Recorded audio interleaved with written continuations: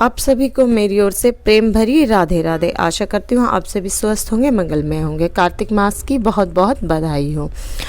आज हम सुनेंगे तीसरा अध्याय, जिसमें सत्यभामा और भगवान वार्तालाप करते हैं। कार्तिक महीने के इतना प्रिय होने के क्या कारण हैं? श्री कृष्ण भगवान की जय। कार्तिक मातम की जय। दामोदर मास की जय। ओम नमो भगवते वासुदेवाय। तो हम तीसरा अध्याय ध्यानपूर्वक सुनेंगे। सत्यभामा बोली, हे भगवान, आप काल स्वरूप हैं और काल के संपूर्ण भाग समान हैं। तब फिर कार्तिक मास ही क्यों श्रेष्ठ है? हे देव, सब तिथियों में आपको एकादशी और सब महीनों में कार्तिक का महीना ही अधिक प्रिय है। श्री कृष्ण बोले, हे कांते, तुमने अच्छा प्रश्न किया है। एकाग्रचित होकर बैन के पुत्र पृथु और महर्षि नारद का संवाद सुनो। जिसे पहले पृथु ने नारद से पूछा, तब नारद जी ने कार्तिक मास की श्रेष्ठता कही। नारद जी बोले, पहले सागर का पुत्र शंख नामक राक्षस त्रिलोकी के मथने में समर्थ हुए। उसने संपूर्ण देवताओं को जीत स्वर्ग से निकाल इंद्र आदि संपूर्ण लोकपालों के अधिकार अपने हाथ में कर लिए। सब देवता उसके भय के मारे अपने अपने स्त्री पुत्र आदि लेकर बहुत वर्षों तक सुमेरु पर्वत की गुफाओं में वास करते रहे। जब देवता गुफाओं में रह रहे थे, तब शंखासुर ने विचार किया, मैंने देवताओं को जीत तो लिया है, तो भी वह बलवान मालूम होते हैं। हाँ, अब जान पड़ा कि वह सब वेद मंत्रों से युक्त हैं। इससे उनके वेद मंत्रों का हरण करने से वह सब बलहीन हो जाएंगे। ऐसा विचार कर वह असुर विष्णु भगवान को नींद से ग्रस्त देख स्वयंभू ब्रह्मा जी के लोक में जाकर वहाँ से वेदों को निकाल कर चलने को तत्पर हुआ।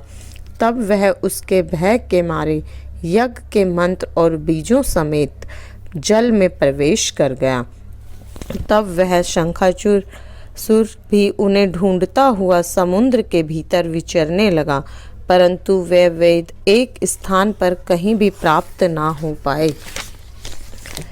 पीछे से ब्रह्मा जी सब देवताओं को संग ले और पूजा की सब सामग्री इकट्ठी कर वैकुंठ में विष्णु भगवान की शरण में गए। वहाँ उनके जागने के निमित्त सब देवता गाने बजाने लगे और गंध धूप बार बार देने लगे। उनकी भक्ति से संतुष्ट होकर भगवान ने नेत्र खोले। तब सब देवताओं ने विष्णु भगवान के दर्शन किए और षोडशोपचार से पूजा करके दंडवत पृथ्वी पर गिर पड़े। तब तो माधव भगवान उनसे कहने लगे, हे देवगण, मैं तुम्हारे भजन कीर्तन आदि कार्यों से प्रसन्न हुआ हूँ। आप लोगों की मनोकामना मैं पूर्ण करूँगा। अश्विन शुक्ल पक्ष की एकादशी से देवठनी एकादशी तक पहर भर रात्रि रहे। तब से जो मनुष्य तुम्हारी तरह भजन और कीर्तन करेंगे, वह मुझे प्रसन्न कर मुझे प्राप्त होंगे। शंखासुर जिन वेदों को हर लाया है, वह सब जल में स्थित हैं। उन्हीं में शंखासुर को मारकर लाऊंगा। अब से बीज मंत्र समेत सब वेद प्रतिवर्ष कार्तिक के महीने में सदा जल में निवास करेंगे। मत्स्य रूप धारण कर मैं जल में जाता हूँ। तुम संपूर्ण मुनियों को लेकर संग आओ। इस लोक में जो अच्छे मनुष्य प्रातः काल स्नान करते हैं, वह निश्चय अक्षत स्नान के फल को प्राप्त होते हैं। जो कार्तिक में सदा व्रत करते हैं, उनको हे इंद्र, तुम मेरे लोक में पहुंचा दिया करो। हे यम, तुम सदा उनकी विघ्नों से रक्षा करते रहो।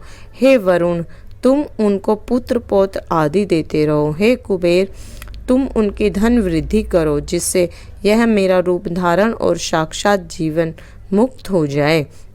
और हे अन्य देवताओं, जो जन्म से मरण तक उन बातों को धारण करते हैं, वह तुम्हारे द्वारा भी पूज्य हैं।